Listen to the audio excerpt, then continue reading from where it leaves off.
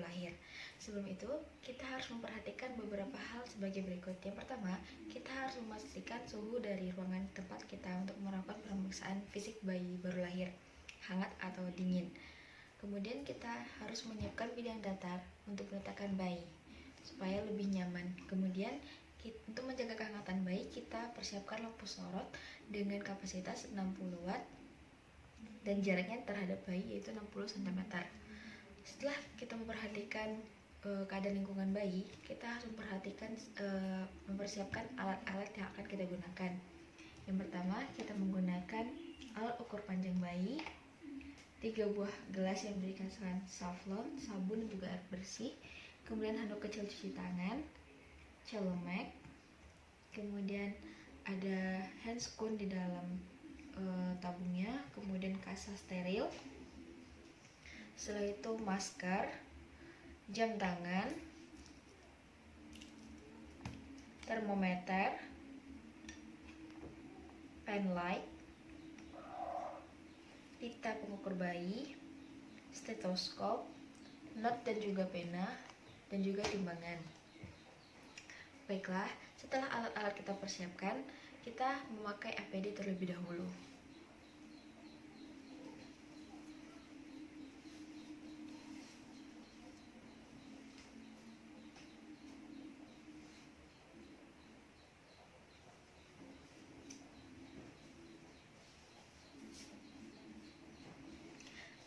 Kemudian kita gunakan masker.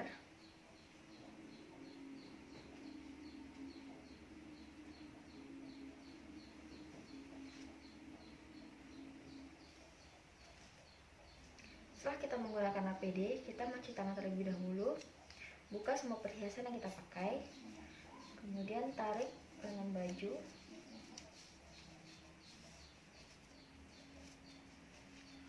Sampai ke siku.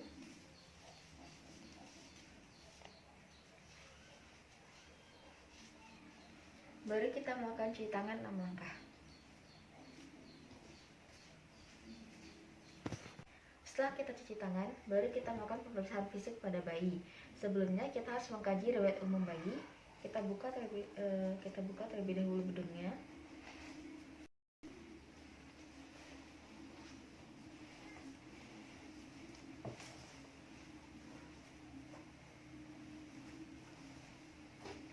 Sebelumnya kita gunakan handscoon terlebih dahulu.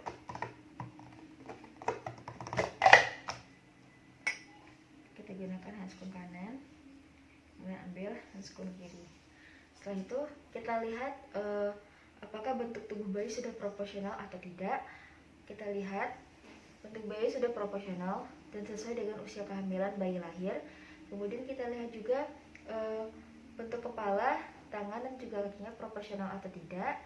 Setelah itu kita lihat tonus ototnya dan juga aktivitas dari ekstremitasnya apakah bergerak aktif.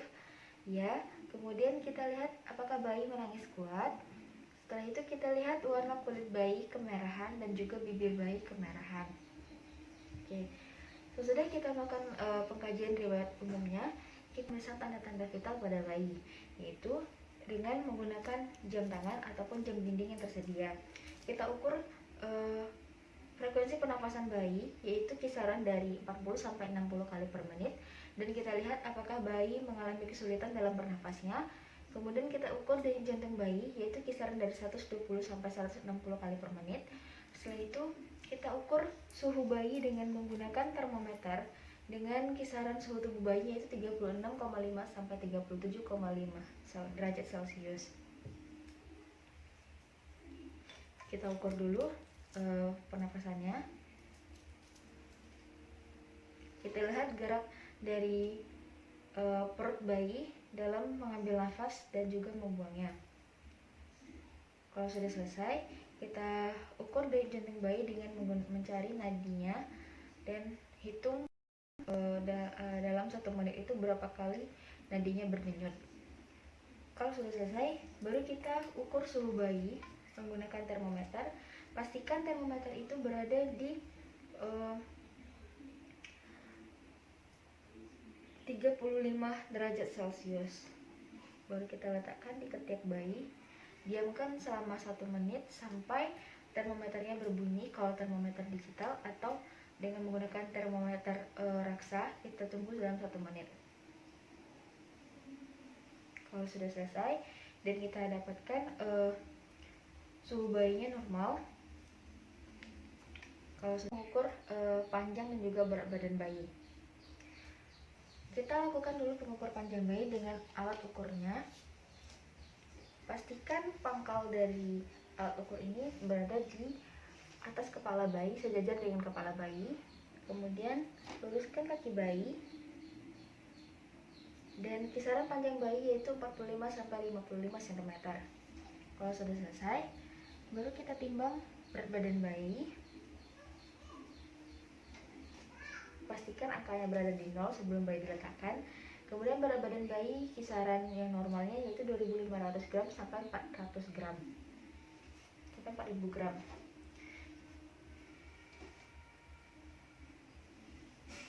Kalau sudah selesai, baru kita ukur lingkar lengan atasnya, lingkar dada dan juga lingkar kepalanya. Kita ukur lingkar kepala bayi, kita dapatkan 33 cm. Kemudian kita ukur lengan bayi, kita dapatkan 11 cm. Setelah itu kita ukur lingkar dada bayi,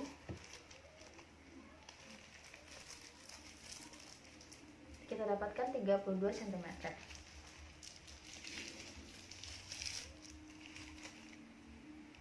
Untuk selanjutnya kita melakukan pemeriksaan pada kepala bayi. Kita lihat pada ubun-ubun bayi apakah ada ubun-ubunnya datar atau cekung. Kemudian kita lihat pada suturannya apakah ada molase atau tidak, apakah ada sepal sakedenium atau tidak, kemudian apakah ada caput sakedenium atau tidak, kemudian apakah ada sepal atau tidak. Setelah itu baru kita melakukan pemeriksaan pada telinga bayi. Adakah daun telinga bayi atau tidak? Kita lihat ada. Kemudian periksa lubang telinga bayi ada, dan lihat apakah telinga kiri dan juga telinga kanan bayi itu simetris. Ya. Kemudian kita lakukan pemeriksaan pada bola mata bayi. Lihat apakah bola mata bayi ada. Kemudian kita lihat apakah ada tanda-tanda infeksi pada bola mata bayi. Tidak. Kemudian kita lakukan pemeriksaan pada hidung dan juga mulut bayi. Kita lihat pada hidung bayi apakah ada lubang dan juga rongga hidungnya menggunakan pen light. Kita lihat rongga dan juga lubang hidungnya ada. Kemudian kita lihat pada mulut bayi apakah ada bibirnya. Ada. Kemudian kita buka mulutnya, kita lihat langit-langit atau labia palatoschisis. Kita lihat ada, dan juga lidahnya juga ada. Kalau sudah, kemudian kita melakukan pemeriksaan pada leher bayi. Kita lihat apakah ada pembengkakan kelenjar limfe atau tidak, dan lihat juga apakah ada pembesaran kelenjar tiroid atau tidak. Jadi kita akan melakukan pemeriksaan pada bagian dada bayi. Kita lihat pada dada bayi itu apakah normal, dan juga kita lihat dadanya simetris atau tidak. Kita lihat juga apakah ada puting susunya ada atau tidak. Kemudian kita melanjut dalam pemeriksaan lengan, tangan dan juga bahunya.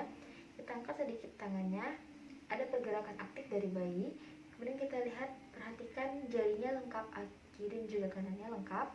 Setelah itu baru kita melakukan pemeriksaan pada syaraf bayi, yaitu seperti adanya refleks Moro, burping, suckling, swallowing, tonic neck, walking, grabbing, dan juga Babinski. Kalau misalnya normal seluruhnya, baru kita lanjut ke pemeriksaan abdomen. Kita lihat pada abdomen bayi apakah ada pembengkakan atau tidak, apakah pada tali pusatnya ada tonjolan pada saat dia menangis ada atau tidak. Kemudian kita lihat adakah pendarahan di tali pusatnya ada atau tidak. Kemudian kita lihat periksa apakah bayi kembung atau tidak. Kalau sudah selesai, baru kita lanjut ke pemeriksaan genitalianya. Pada alat kelamin bayi laki-laki yang kita perhatikan yaitu apakah ada penisnya, ada atau tidak. Kemudian kita lihat apakah ada lubang penis atau tidak. Kemudian kita juga lihat apakah testis berada di dalam skrotum, ada atau tidak. Kalau pada bayi perempuan itu yang kita perhatikan apakah ada labia mayoranya, kemudian apakah ada labia minoranya, kemudian apakah labia mayora sudah menutupi labia minora, dan kita lihat apakah ada lubang uretra serta lubang vaginanya. Kalau sudah lengkap, baru kita melakukan pemeriksaan pada punggung bayi. Kita lihat apakah ada cekungan atau tonjolan di punggung bayi. Tidak. Kemudian kita periksa anus dengan memasukkan sedikit jari kelingking kita ke dalamnya. Ada. Kalau sudah, baru kita melakukan pemeriksaan pada kaki bayi, yaitu dengan cara kakinya apakah proporsinya sudah sesuai dengan tubuh bayi. Iya. Kemudian kita lihat apakah jarinya juga lengkap. Iya, lengkap. Baru kita meriksa pergerakannya dengan cara mengangkat bayi. Kemudian kita lihat apakah kakinya bergerak atau menggelantung. Iya. Oke, selanjutnya kita akan melakukan pemeriksaan pada warna kulit bayi. Kita lihat apakah ada flare neck atau tidak pada kulitnya. Tidak. Kemudian kita lihat apakah warna dari kulit dan juga bibir bayi itu normal. Iya. Kita lihat. Kemudian apakah ada tanda lahir pada tubuh bayi, ada atau tidak.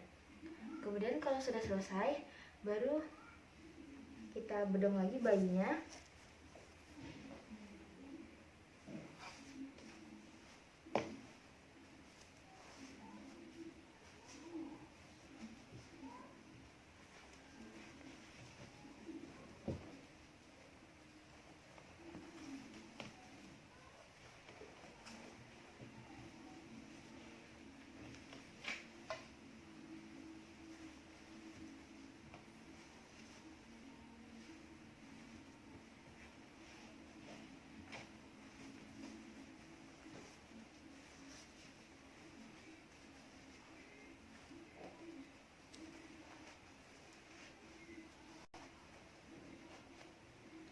Kalau bayi sudah selesai kita lakukan pemeriksaan, tentunya kita akan membuka APD. Buka terlebih dahulu masker. Buang. Kemudian celemek. Masukkan ke dalam keranjang kotor. Setelah itu kita buka handscone. Buang. Lalu kemudian kita cuci tangan. 6 langkah lagi. 6 langkah. Kalau sudah selesai kita cuci tangan, baru bayinya kita kasihkan ke ibu. Baru kita lakukan mencatat hasil pemeriksaan tadi, apakah sudah normal atau tidak, supaya kita lebih mengetahui keadaan dari bayi tersebut. Kalau sudah selesai kita catat, baru kita memberikan asuhan kepada ibu tentang apa yang harus dilakukan dan apa yang tidak harus dilakukan kepada bayi baru lahir. Cukup sekian, terima kasih. Wassalamualaikum warahmatullahi wabarakatuh.